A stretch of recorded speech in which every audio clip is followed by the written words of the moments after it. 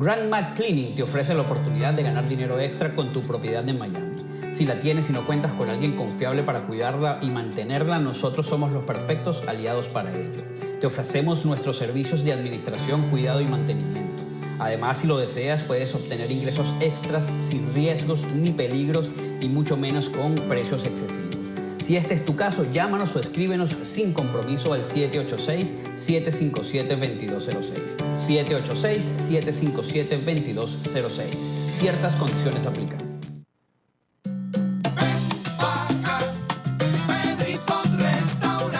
Y si tú quieres comer sabroso, Pedritos Restaurant. Ajá. ¿Quieres una parrillita o una arepita? Se te hizo agua la boquita. Los bollitos. Con esa sopita, qué rico. ¿Qué? Pedritos Restaurant. El sabor de nuestra tierra, pura sabrosura. Pedritos Restaurant. Ven pa' que Pedrito y prueba que todo es una ricura. Pedritos Restaurant. Regresamos con Agárrate y yo te quiero recomendar, si tienes ahí una duda acerca de si puedes haberte contagiado con el COVID-19, sal de esa duda haciéndote la prueba. Hazte la prueba en Farm Aid Pharmacy en apenas 20 segundos.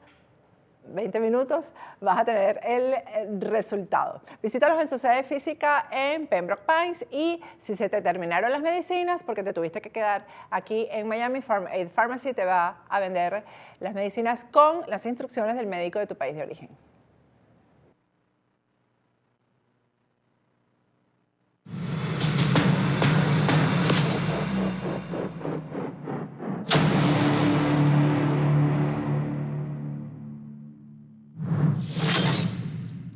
Regresamos con Agárrate y los venezolanos no pegamos una en cuanto a las decisiones que se toman en cortes de otros países con respecto al dinero que debería ser de todos los venezolanos. Vamos a conversar sobre eso con el economista Guillermo Guerrero, lo tenemos conectado vía Skype. Buenas noches, Guillermo, ¿cómo estás? Buenas noches, encantado de estar contigo. Bueno, Guillermo, la mala noticia más reciente es la del oro que está en el Reino Unido y que parece que ya una corte de apelaciones dijo que el oro no puede manejarlo la presidencia interina, sino que le corresponde al gobierno. ¿Qué pasó? Me fui a negro. Al gobierno de Nicolás Maduro manejarlo. ¿Cómo es eso? ¿Qué significa eso? Y quisiera que nos lo explicaras en palabras bien, digamos, bien sencillas. Porque uno se imagina pues que entonces va Maduro a mandar a alguien a Londres a buscar el oro y se va a quedar con eso. ¿Cómo va a funcionar la situación? Sí. Esos son 2.000 millones de dólares más o menos que hay en oro en las bóvedas del Banco de Inglaterra. Este oro era utilizado para operaciones financieras con otros bancos comerciales. Lo que decidió una corte de apelaciones del Reino Unido decidió que no hay claridad sobre quién tiene el derecho de manejar este dinero, si el gobierno de Guaidó o el de Maduro. Esto se debe fundamentalmente a que hay una ambigüedad en la forma como el gobierno del Reino Unido maneja sus relaciones con Venezuela. Si bien la representante de Juan Guaidó, Vanessa Neumann, es reconocida como representante frente al Reino Unido, nunca se le otorgó el estatus de embajadora. Entonces, esto es una situación que está enfrentando Venezuela en muchos aspectos judiciales, que es que es complicado para un gobierno extranjero reconocer a un gobierno que no tiene el control absoluto sobre el territorio de su país. Esencialmente ese es el problema. Entonces, la Corte de Apelaciones lo que dijo es que el Ejecutivo del Reino Unido debe manifestarse sobre cuál es el gobierno que reconoce como legítimo de Venezuela. Y según esa respuesta del gobierno del Reino Unido, ¿sería la decisión entonces acerca del oro? Exactamente. La Corte solicitó primero eso y dijo que la Corte de primera instancia, en caso de que el Ejecutivo no se manifieste, tendría que decidir por sí misma cuál es el gobierno que tiene la autorización para manejar este dinero. Y en segunda instancia hay una segunda pregunta que es si la designación de la Junta del Banco Central por el gobierno de Guaidó es válida, pero eso es una pregunta más secundaria. En principio lo importante es que el gobierno del Reino Unido se manifieste sobre cuáles son las autoridades con la competencia para manejar ese dinero. Ajá, pero eso que acabas de decir es bien importante, porque esa renunciadera que hay de las juntas ad hoc, con algo tiene que ver. Entonces, si no hay una junta ad hoc que sea reconocida, tampoco es, digamos, viable que se le asigne al gobierno interino el oro. En principio, si el gobierno del Reino Unido reconoce a Juan Guaidó como el presidente legítimo de Venezuela, no veo que haya mayor problema en la designación de una junta del Banco Central. En ese sentido, no creo que ese sea el problema.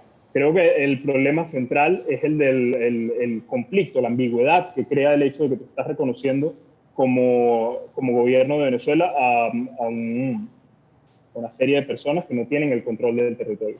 Y mientras tanto, el oro entonces no lo puede tocar ni uno ni otro.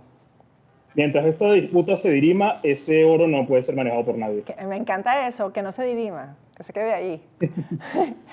Me encanta de verdad. En todo caso, que al final se decida que es uno u el otro. ¿Cuál es el manejo sobre el oro? Es decir, ¿se puede sacar el dinero que representa el oro y llevárselo? ¿Cómo funciona eso en los hechos, en la práctica? Bueno, ese dinero se utilizaba para algo que se llama una operación financiera que se llama un swap. Esencialmente significa que tú entregas la propiedad de ese oro a otro banco y él te presta dinero con eso como un colateral. Si ese oro es entregado a una de las dos administraciones, podría venderla, podría hacer otro tipo de operaciones financieras de este tipo y podría utilizar ese dinero probablemente. ¿Utilizar el dinero cómo? Probablemente podría utilizar el dinero para los fines que le parezcan apropiados. Preocupante de un lado y del otro. Entonces, también hay una decisión del Tribunal de Distrito Sur de Nueva York acerca de los bonos, la leímos el jueves, pero pues, simplemente dice que es contra el gobierno interino, es decir, contra los intereses del gobierno interino, que en este caso serían los intereses del país, ¿no? Porque se supone que el gobierno interino representa los intereses de los venezolanos, pues. ¿Qué exactamente significa esto, Guillermo? Sí. La semana pasada hubo en realidad 3 decisiones diferentes de cortes en Nueva York sobre bonos. Una fue la que llamó más la atención, que fue la del caso Casa Express y Faro Gaya, pero hay otras 2 también importantes. ¿Qué sucede en estos casos? Venezuela hizo default en sus bonos soberanos y de PDVSA a finales de 2017 y comienzos de 2018. Cuando un país hace default, lo que sucede es que tiene que sentarse a negociar con sus acreedores y les va a pagar una porción del dinero que les debe. Debido a la situación venezolana, que es extraordinaria, eso no puede suceder. Lo que ha tratado de hacer el gobierno de Guaidó desde que asumió la presidencia interina ha sido tratar de congelar esos casos. Le ha pedido a los jueces que que congelen el caso hasta que haya un cambio de régimen que permita una reestructuración ordenada de la deuda. Ya vamos para el segundo año de presidencia interina y bueno, no se ha materializado este cambio de régimen. Por tanto, las cortes norteamericanas están un poco ansiosas y tienen que poner en la balanza si es justificable tener estos juicios congelados. Porque del otro lado están los derechos de los acreedores. ¿Por cuánto tiempo más pueden tener estos reclamos congelados? Una taima indefinida. Hay uno paralizado, la aire paralizada, pues, indefinidamente. Es que ese es el problema, es la cantidad de tiempo que ha durado el interinato. Precisamente es eso, y que además pretenden que dure un año más, que comience el tercer periodo en enero del 2021. De manera que, y yo me imagino que si hay 3 decisiones adversas, pueden venir otras, ¿no? Sí. Derivadas de esta. Estas tres decisiones, el dinero involucrado no es muy grande. En total, estas tres decisiones tienen un valor de aproximadamente $1.000 millones, que es una suma grande para una persona, pero el total de bonos venezolanos está cerca de 60.000 millones, entonces es una porción pequeña. El gran riesgo es que estas decisiones precipiten lo que se llama una carrera a los tribunales. Es decir, esta decisión favorece a aquellos acreedores que fueron a tribunales en contra de los acreedores que no fueron a tribunales. Les da una ventaja a la hora de negociar. Entonces, el temor es que los acreedores que ahorita no están en tribunales vayan a los tribunales para no estar en desventaja ante estos que reciben fallos judiciales. No, y además ya ahí hay un precedente jurídico, ¿no?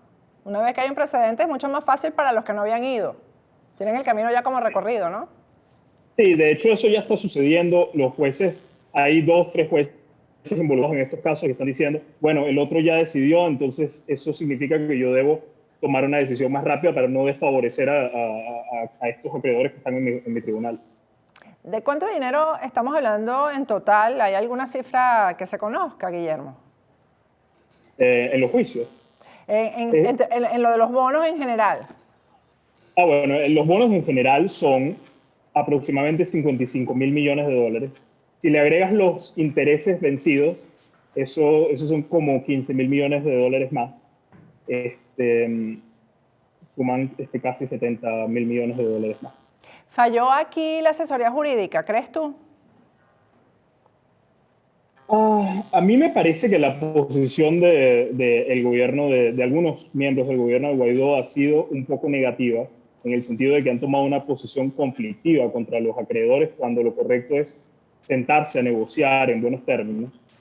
Sin embargo, en estos 3 casos en particular, me parece que realmente no había una solución fácil y yo no soy experto legal, pero hasta donde entiendo y hasta donde he podido investigar sobre estos casos, no veo que hubiera una estrategia mejor a la que utilizar.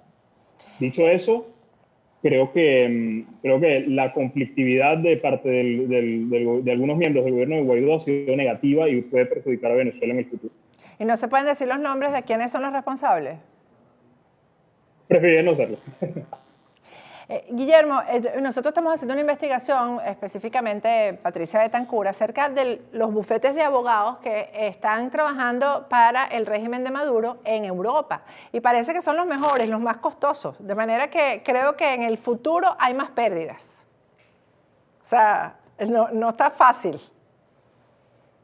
La situación definitivamente no es fácil. Pero a fin de cuentas yo creo que más que un tema de tener a los mejores abogados es un tema político. A ver, volviendo al oro, ¿va el gobierno de Nicolás Maduro a acceder a este dinero? Depende completamente de lo que el gobierno del Reino Unido decida hacer.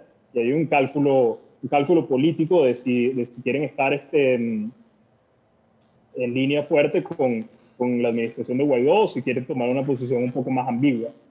Depende completamente de factores políticos en ese sentido. Pero el tiempo juega en contra precisamente de la recuperación de los bienes en el exterior, ¿no?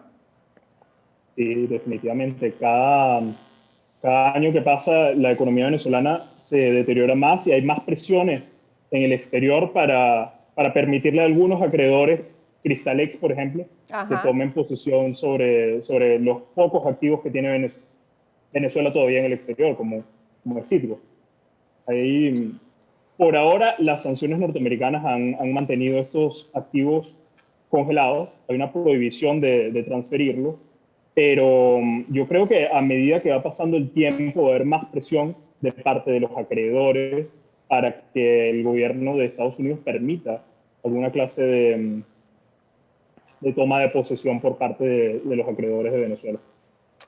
Bueno, Guillermo, muchísimas gracias. Hasta yo entendí que no entiendo nada de economía. Gracias. Me alegra muchísimo.